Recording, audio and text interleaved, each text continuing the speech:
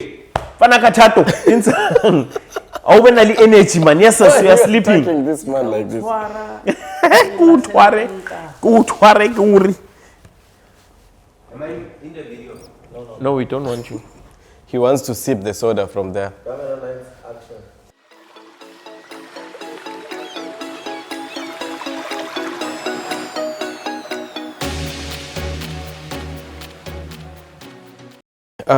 Welcome back to another episode of Dyverse Nomads, guys.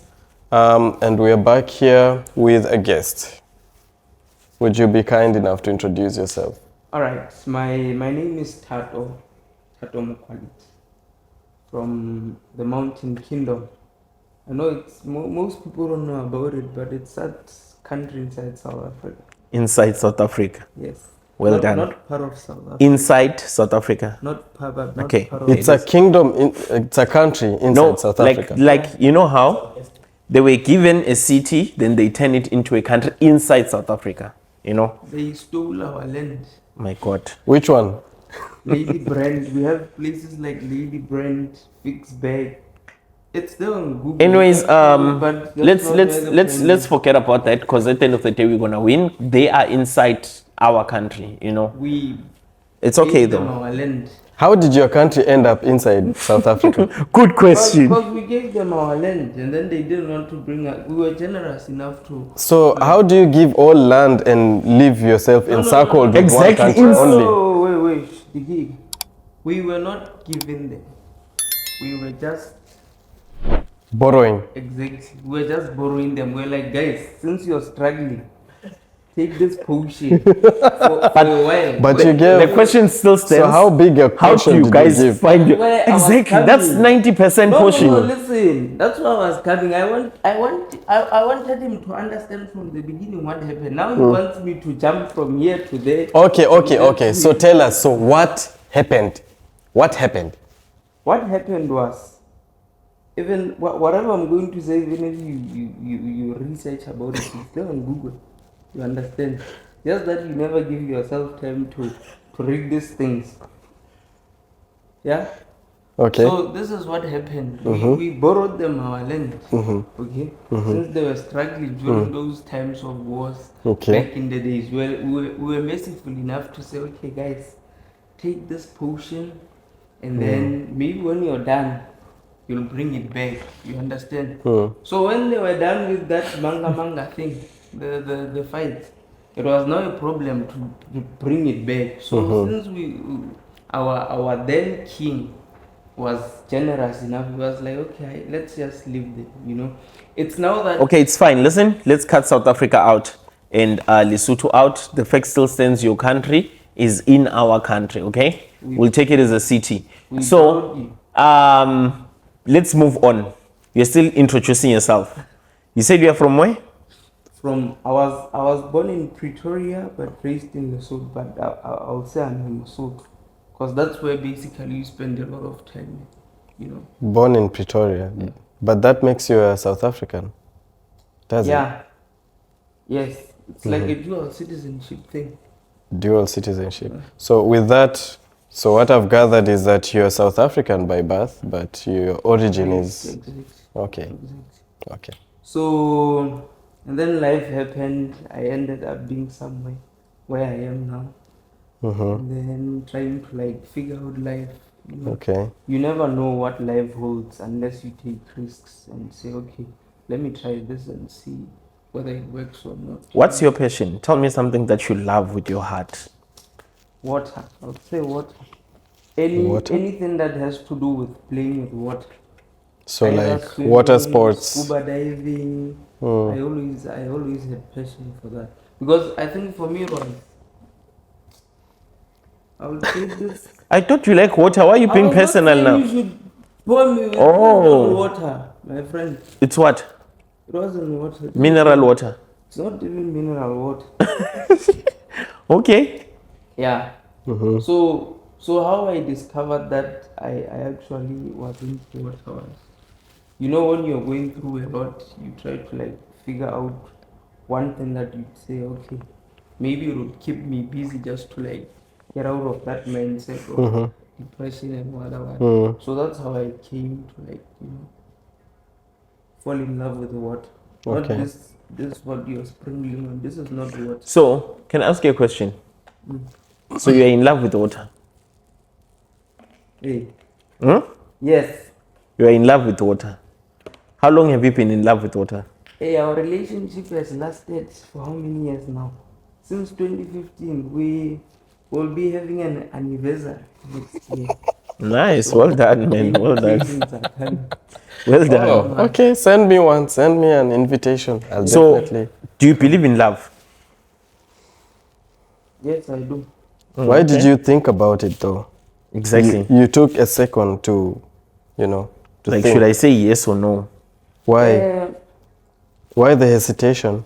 it wasn't even me hesitating. I think we live in a world where now love, it's overrated, Yeah. We live in a world where now love is no longer love. You understand? It's maybe we can say it's possession. Some sort of Possession. possession. Interesting. Exactly. So I think love is it's maybe how you receive it. You cannot argue with someone who says love is a dog. It might be a dog to you, and to me it might be A cat. roses and flowers. Okay. You understand? So basically, we all have different love languages. Exactly. Okay. So, Makes sense. do you feel the need to be in a relationship when you're not financially stable? Do I feel The need to be in a relationship when you're not financially stable? when you're not financially Do you think it's okay? Like, do you deserve love when you're broke? you do. Okay. You do deserve it. Why? Because I think you never know what life holds, man. I may be broke today, and then maybe you decide you're not gonna love me, and then maybe when I now have money, you're like, that's now when you want to come into someone's life, But I personally think you should be loved. Love shouldn't only be about money. You shouldn't love you because you're broke or you have money. Love someone for who they are, not for what they may have. But do you also believe that when there's financial hardship, that it comes a lot of problems in the relationship? Yeah, it does. It does. Then why is it that you're saying that love should be okay? So what I'm getting from that, you're saying that it should be unconditional. It should not be attached to material things, to money, yeah. But then now, when the money is not there, there is other issues that arise with that in the relationship. There are issues that will arise. It's The true fact with- that you can't do what you were doing before. With the financial stability you had, you could do a lot of things that now you cannot do any longer. And therefore, is it love or the whatever, it goes down. So now frequent fights and things like that would I occur. think with money, maybe what I would say is it becomes more interesting. Maybe relationships are more interesting when, like, there's a bit of some money, maybe a lot of it. But with it maybe being less, it means maybe the what? Like, there's one lady who was trending in South Africa. I'm aware. Yeah. Exactly. Yeah. Who was bought a bag which costed, like, I think that's 40. I don't even know, but it's Yeah. costing. It's not costly. They were like basic stuff. So again, it depends on how appreciative you are. Yeah, which is true. I feel like I get what you're saying. I get your point that it's not about having millions. It's not about having. Basically, I would always say, like, have you noticed a poor house and a rich house? They are two different things. The rich house, there is no love, but the poor house, there is so much love. Do you understand? So, in terms of that, what I'm trying to say is, the poor house, they've got so much true love to give than the rich house. The rich house, it's all about money. Money. But where there is no money, like there's so much love. I don't know how to explain this, but there's so much true love. That Understand? oneness, yeah. Yes. Then another thing that I wanted to ask you guys today is bride price. We pay for bride price as guys. Why do we pay for bride price? Are we buying someone's child? Are we buying why do we pay for it? Like, I'm just trying to figure this thing out until today. Why do we pay bride price? Okay, before we continue with the bride price thing, there's something you've said there about the Poor rich house house and and the the rich, poor house. So I would question to you, Thabo, Yes. you've never seen a rich house that also has love as well? It's there, but it's rare to find that love. How rare do you think it is? I think it's I not feel like as those rare. people are just too busy making money and not loving each other, honestly. They hardly make time for each other. And whenever there is money, as parents, we misunderstand. We get to feel like money raises our kids, and we start spoon feeding kids money instead of love. We don't get to spend time with our kids one-on-one. If right now your child has a misunderstanding with something, you don't teach them.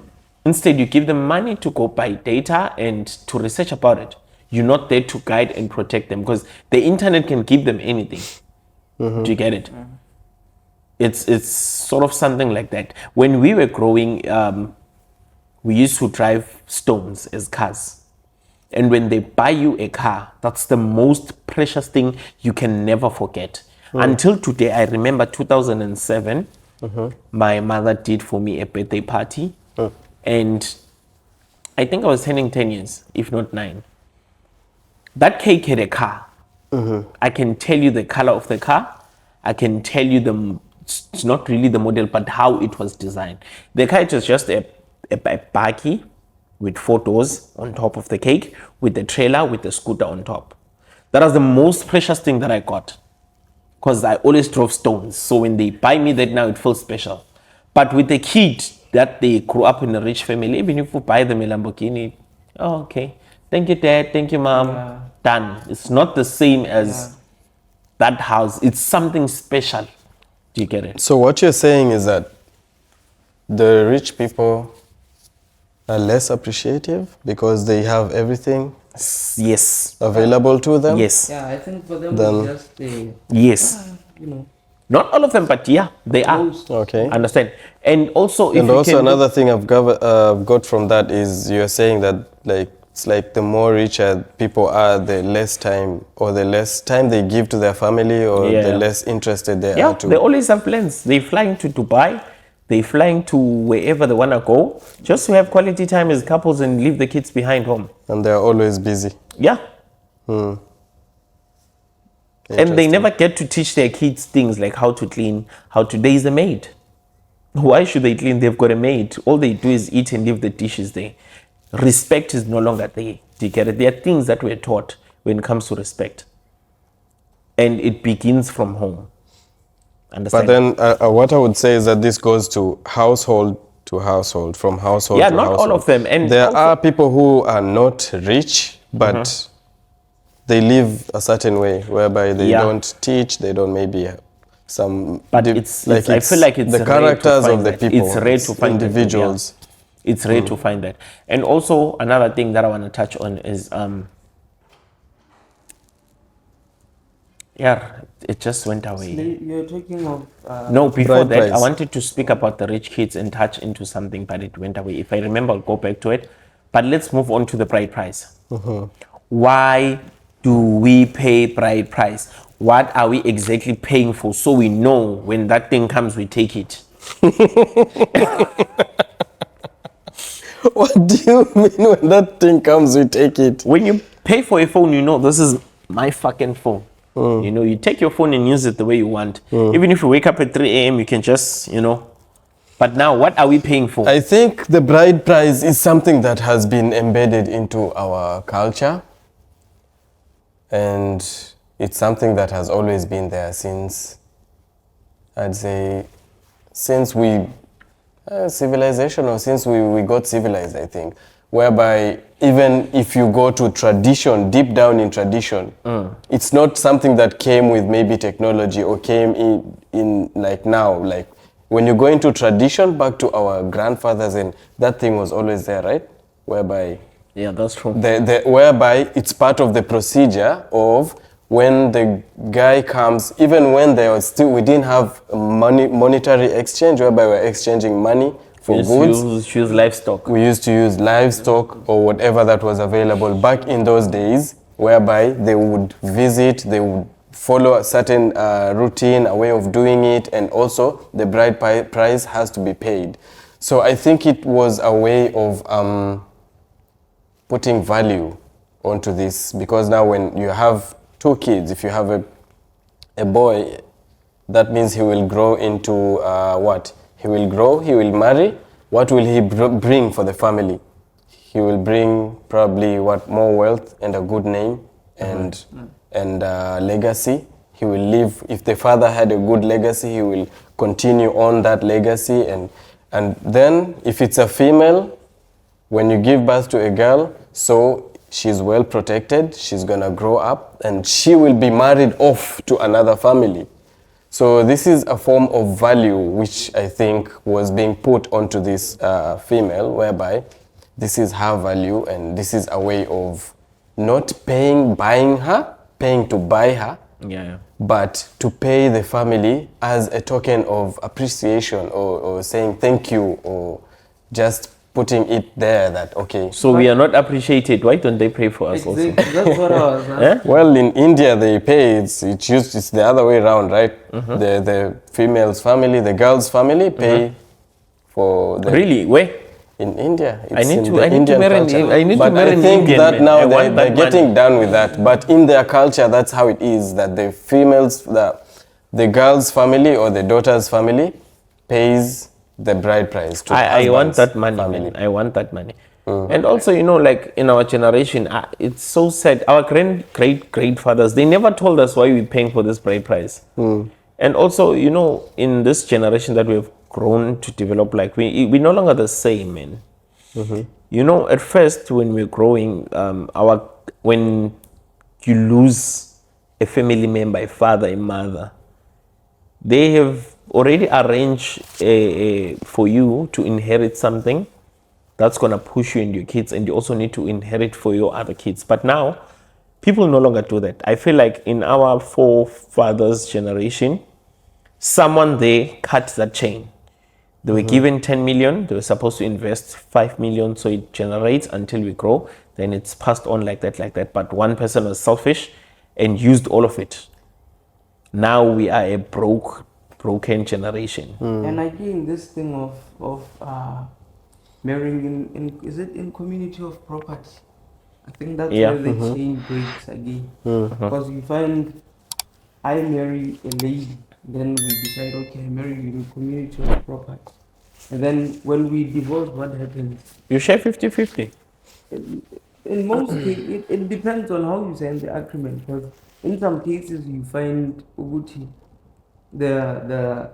all the things go to the lady, and then you're left with nothing. You understand? Where is that? Huh? The question is, if they have kids, it's always the mother that takes more, I think. Because eventually the government will support the mother to go with the kids, and the kids need to be also counted in that percentage. Yeah. So the thing is, but don't you think that both parents should have equal rights to access of the kids, like to being with the kids, 50-50? I think that's how it should be. I feel like the mistake that's happening is that parents involve kids in their problems. When now you and the baby daddy are breaking up due to some reasons, you want to torture the baby daddy using the kids by taking the kids away from him. And at the end of the day, it's not torturing him, it's torturing your kids as well. And it's going to come back to you sometime. How does the system work in support to that? Because what I'm thinking is that if only the father is deemed to be maybe not fit to be around the kids, or not responsible, or maybe he's a drunkard or whatnot, or not safe or whatever, then the win would go to the mother for the to get the custody of the kids. Yeah, yeah. But so if we have both parents who are responsible people who, you know, but then the woman wants to use, for example, or the man wants to use the kids to hurt the other. But Whichever. don't involve kids. The Rara always say, do not involve kids. Because it says a lot about their proof. You understand? It affects them in such a way that even their decision making, you find Uguti, there's like lack of something, you know. Because if you put someone where, if you put a child who had like you find parents were in a lot of trauma and all that, and someone who was raised by both parents and were they're supportive and all that, the way they do things, it's very different. Because the other one, you find that Was raised in chaos. exactly you With find so much anger issues. exactly you find there's procrastination, there's like a lot So of much weaknesses. negativity. And yeah, true. But also, you know, I'm one person that I don't believe in divorce. But it depends. I think. I know. It I depends. think it but would. It depends because. that's why I'm making wise decisions. Understand? I want to be with someone who says, let's fix, who doesn't believe in walking away. I believe nothing can be fixed. No matter how hard it is or how difficult it is, you can always come to a common ground. Do you get it? Yeah, I You shouldn't be selfish and use your kids for the parents' sins or the parents' issues that they are facing whatsoever. Do you get it? Like, literally, sometimes you gotta sacrifice for the kids. One thing I always say and one thing that I always pray for, I will not have a kid who will have a stepmother. That I rejected. I know it's not, people always say, no, it's not your choice to make. But one thing that I believe on is that God also listens to your prayers. And also we have got the power to make the decisions. So I know it's happening out there. Parents are single. I'm not saying because you are a single parent or whatsoever, you don't deserve happiness, right? But it's my prayer point that I should never have a kid who's gonna have a stepmother or stepfather. And to those parents who are stepmothers and stepfathers, I know it's for a reason. I know there is a reason. I'm not saying sacrifice your kids to a point where you end up losing yourself. Your mental health matters. Your happiness matters. If you're no longer happy, pack your things and leave. But as you leave, it hurts. It's a broken home. But think of the kids now. Don't think of yourself. Don't use your battles to get into any of the kids' parents. Think, but take the kids out. Understand? I think what I've realized is we were raised in different environments, yeah? Yeah. There are people who are raised in such a way that they were taught that if someone annoys you, it's like don't give a shit, just pack and go. You understand? So somehow. But how long are you going to be picking? Yeah, because if you don't know how that's to also make something things that work, pushes you have to you back. try, Yeah. right? You have to try. You have never to, know until to you try. work to try, and because even when you, like for example, like for I would say marriage, in marriage you say in sickness and in health, in for better, for worse. So yeah, before you get to the death do us part. So in sickness and in health, for better, for worse. So for better is in good things, good times, good tidings. Yes. You know, all that, for wealth, for poor. Then now for worse, what you're giving an oath to is that when things get bad, when things get worse, you're going to try to make it work. You're going to fight for the other, you know. You'll fight for both of you. You'll fight for yourself and fight for her. She will do the same, you understand?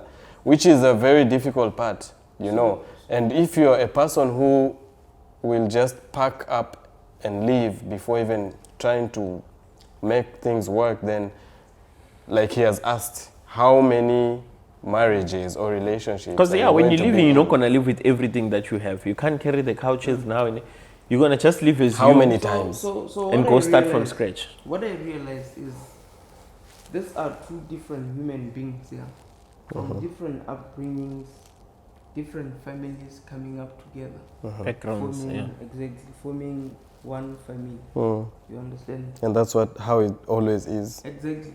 So we come Unless with you all want your our- sister. Yeah. Huh? Unless you want your sister raised in the same house. Yeah, but yeah, no one is doing that. So these are two different people coming with different personalities, different weaknesses. You understand?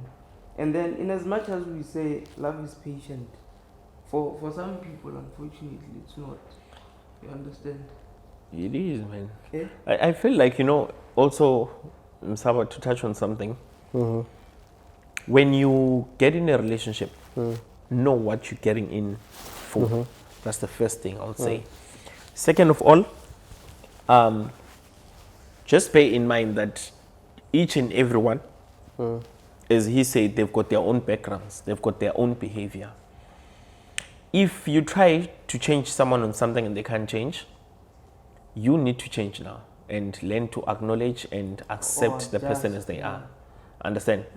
Because there are some things you can't change. You can't come now and tell me, Thabo, you need to be home at 6 o'clock. Tomorrow I come late again, you are angry. That day you are angry. Fourth day. It means it's something that's in me. Don't change it. Live with it. Do you get it? I think it comes to a point where in life you'll have to accept the person you're living with.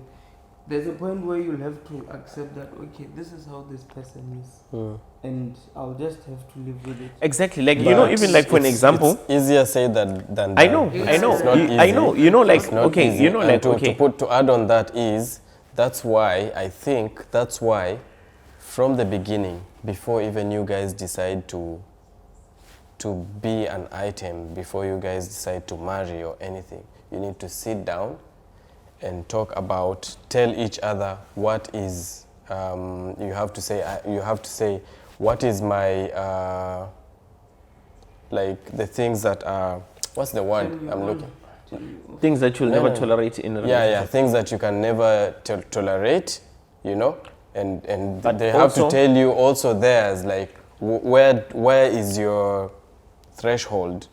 What can you tolerate and what can you not be able to tolerate? But- so that you also, at that point, you should have known the person well enough to know that these are the things they're coming with that are the bad and the ugly that I need to put up with, and there are things that so because you have to keep in mind that this is the person you're picking, if it's marriage, to be with till the end of time. Yeah, till but the end of your time. also with sitting down with somebody and asking them what are things. Let's say now you tell me that I'm not gonna tolerate someone that drinks from the day one.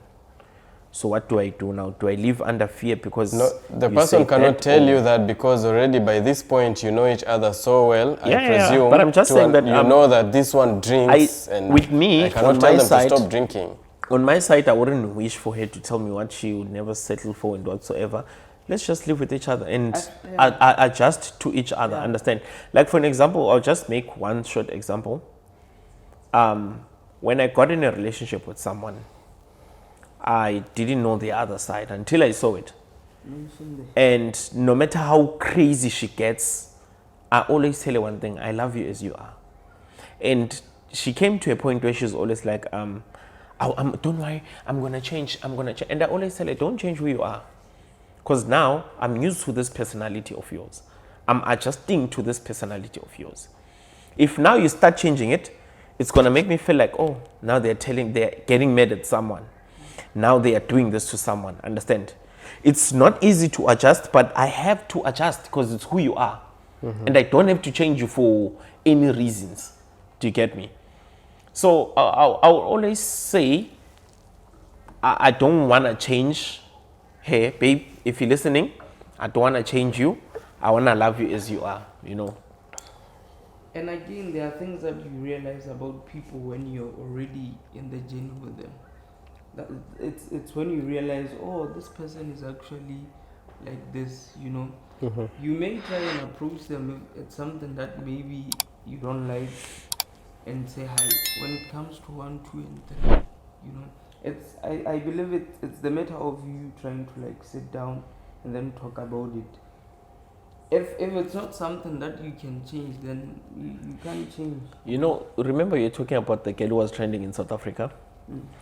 There is a guy that commented and said, I also want a woman like you who's down to earth, humble and appreciating and respecting. And there was a comment that came after. The guy was like, my guy, stop wanting. You don't want a woman like this. You build her. You build your woman how to be. You create her. Understand? If you're gonna throw stones on her, you're making her tough. Understand? You're making her tough and making her aggressive. But if you're gonna throw flowers, you're making her soft and a loving woman. Understand? So I always say, man, if you meet someone, just love them as they are and adjust to whom they are. And I wish to whoever listening to the listening out there, it shouldn't be only one way, that the man is the one who must adjust. Even the woman must adjust. Because at the end of the day, I always say and always speak about this, nobody is perfect. Nobody is perfect. Understand? The only perfect people are people that are dead, because they can't do anything. You leave them in that graveyard, you'll find them in that graveyard. But while you're a human being living, you're still gonna go out and, you know, so many things can happen. So it's always about being patient on each other. And that is why some people, when they meet, you know, I met someone who said they've been married for 18 years. I was so shocked. Like, I got it was so interesting. I asked them, like, oh, wow, really? In these days, like, I don't know, like, I always meet people who are married and I get along with them so well. When I asked them, how did you make it to this point? The only thing that they always tell me is that, listen, to get to this point, it's not a kid's play. There is so much pain. There is so much tears. Sacrifice. There is so much sacrifice. There is so much forgiveness. True. That's very true. That's how we got where we are. If right now we can sit down with you and start throwing things, challenges that we go through, and things that he did and things that I did, you'll be shocked. You will exit. But because we were ready and willingly to work on each other until the time came where we were like, no, now it's time we build this thing and make it work. Understand? Sometimes people understand things when they've made a mistake. When you tell a child, don't touch that candle, it's gonna burn you, they're not gonna listen. Let them touch it. They're gonna want to touch it. Next time when they see it, they're not gonna go close. Understand? And if they do go close, let them burn again until they know that this thing is not a kid's play. Understand? So it's more, even in a relationship, it's like that. We learn the hard way. We sometimes learn when mistakes are done, like, oh yeah, I should have. But do you at the end of the day, no one is perfect. Yeah, but then do you also think there is some relationships that, for example, if someone is not meeting you halfway, it's supposed to be 50-50 in terms of effort, in terms of work, putting in work, right? But then, do you believe that if someone time and time again doesn't meet you halfway, is it worth it to give them more of what they don't appreciate, to try and show them that you're all for them? Is it worth killing yourself and finishing yourself there? This goes to having two glasses of soda with the same size. And there is, let's say, a bucket in the middle where you're supposed to fill it in order for you guys to drink together. If you keep pouring, you'll end up running actually empty, while the other person still has full. So if people are not pouring, avoid pouring in order for you to be on the safe side. Because it also trains you as a person. Yeah. You, of course. There's a time when you'll feel, this is useless. It's But like the thing is, yourself. also, I always tell people, once someone is in love, you can't tell them anything.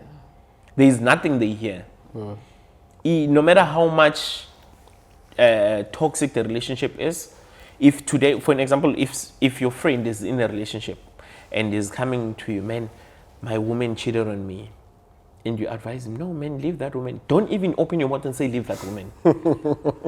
Because you know, once that woman comes and apologize, or they make up wherever they are, You'll become the topic. you are the pillow talk now. Yeah, the- you know, this guy was saying I must leave you and I chose to stay. Then the girl now, oh no, you know what? He's not a good friend, bad friend. Delete. Then it deletes. Then it deletes. Understand? Then it's just crazy, man, the way it is. But you must just avoid pouring more. Understand? And to add on to that, before you even go to something else, there are these relationships whereby,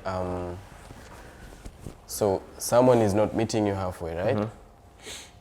And you try, you reach a point whereby you're like, you know what, I'm out. And once you show this person that you're now stepping out, they now step in and they make changes to keep you. Like everything changes. Once you start talking about like if it's divorce or if it's a breakup, they simply change. Now they give you the attention. Now they start doing the work. You start saying, okay, so now, okay, 1, 2, 3 is being done and whatnot.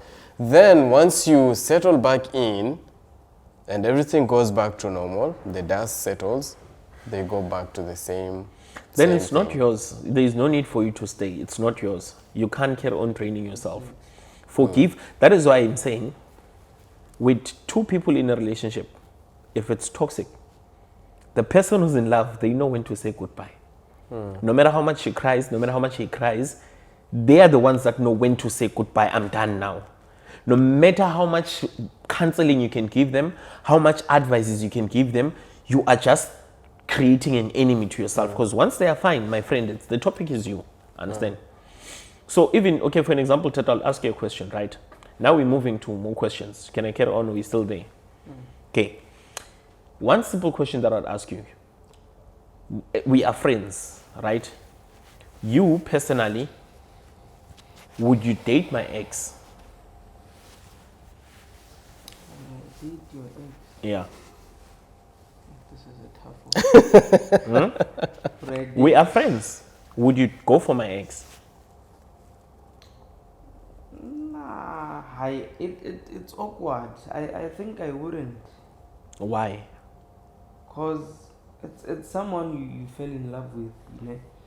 You created a bond and there was sort of like you doing everything together. I feel it's going to be more of you or us now being an enemy. Like maybe you think the reason she might have left it was me, so that maybe we get together or something. Okay, I'm still going to. So it's I think it's gonna like cause conflict. Okay, I'm still gonna go to another question. Msabaha, do you have an answer? For that, Yeah. for me, it's a big no because there would be a lot of issues that would arise with that. Yeah. You have a past with this woman, you have a history together. It's simply a no-go zone, I think. Then you guys as individuals, how will you feel seeing your friend dating your ex maybe? How will you take it like as men, the way we are? You know how things get to be. How will you feel? I'll just take it as a betrayal. I'll just take it as Okay. You'll take it as a betrayal. I'll just take it as this person. But will you still be friends with that person? Would you still trust that person? Obviously not. Because you think maybe this guy, you know, there was something going Personal. on but underground. Yeah. Because you They're always waiting to attack. exactly. When you go home, you exactly. attack. They call you a goat. They're like, hey, But I that don't goat think so. I don't think of it that way. The only thing that I think would be an issue or like a couple of things is that you guys will not be able to, you know, hang out together. This is, she's gonna be your ex, but she's with him. So you cannot do the normal stuff that people do with their girlfriends. You understand? They both Or know the how wives. it is there. Because it's really a no-go zone. I don't think anyone should date anyone's exes if you're in the same circle, like if you're tight buddies, tight friends, and yeah. Me personally, I don't think anyone could date my ex.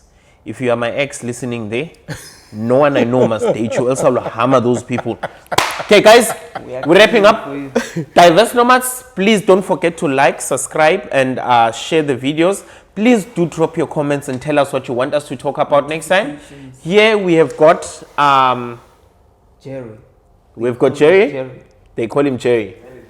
Msabaha, aka And you have- Tariq. okay, then we've got Comedic House. We love you guys. Don't forget to press the button. We love you. The notifications. Ding, ding, ding. Ding, ding, ding. What the hell is ding, ding, ding now? That sounded. Me, Thato, I'm going to The hammer bell. you. You can't date my ex.